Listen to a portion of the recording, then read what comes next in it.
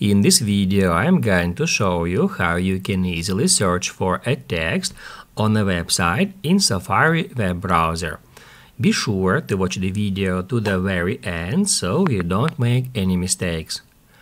Let's get started, and first off, open up Safari web browser and then head over to some web page.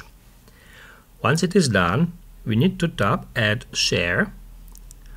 Then scroll down and tap on Find On Page.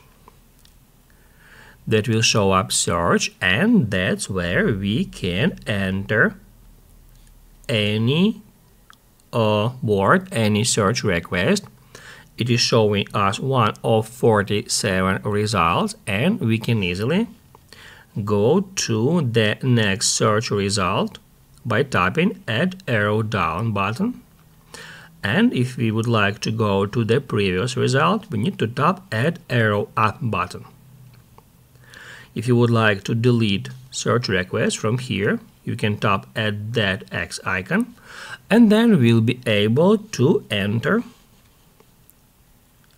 another search request, and then it will show you different number of results, and in the same way we can easily go to these results. To hide search box, just tap at Done. If this video was helpful for you, don't forget to hit the like button.